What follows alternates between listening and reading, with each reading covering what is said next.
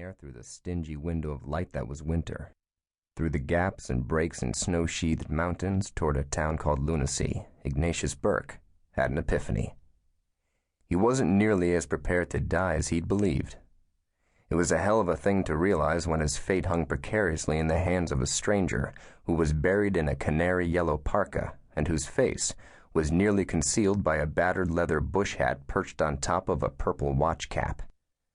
The stranger had seemed competent enough in Anchorage and had given Nate's hand a hearty slap before wagging a thumb at the soup can with propellers.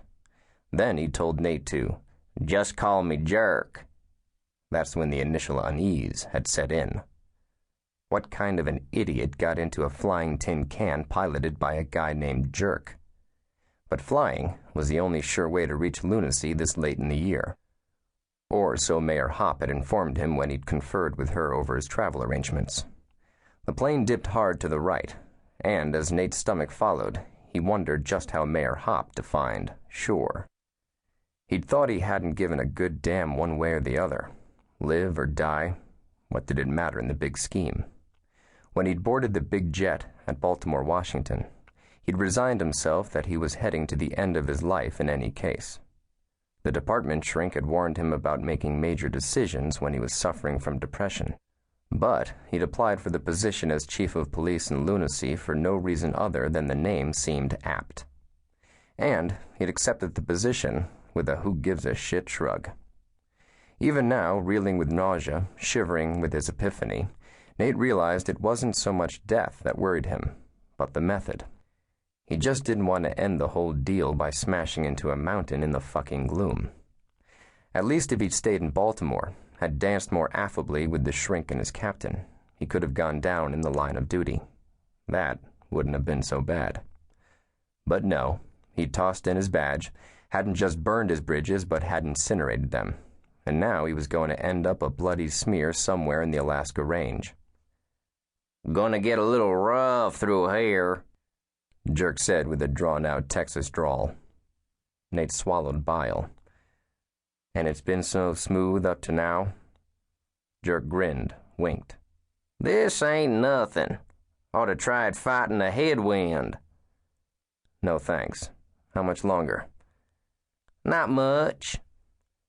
The plane bucked and shuddered. Nate gave up and closed his eyes. He prayed he wouldn't add to the indignity of his death by puking on his boots first. He was never going up in a plane again. If he lived, he'd drive out of Alaska, or walk, or crawl, but he was never going into the air again.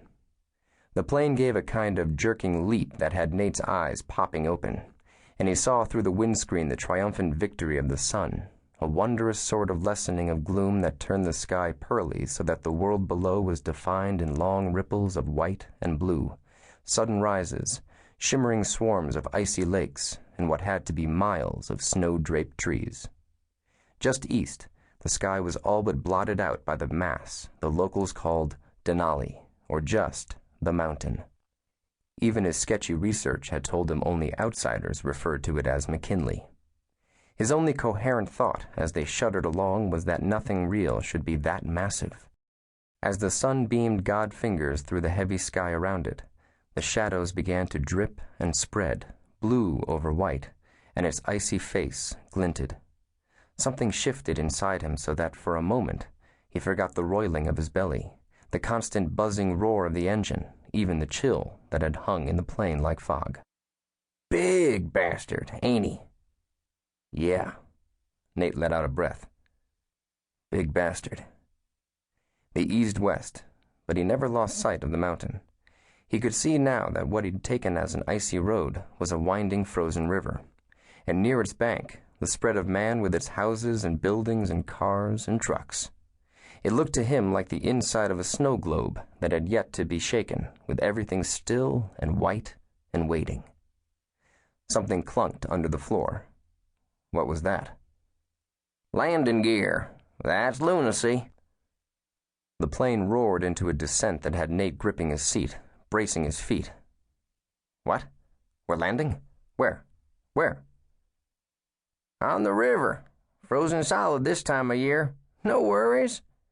"But going in on the ski."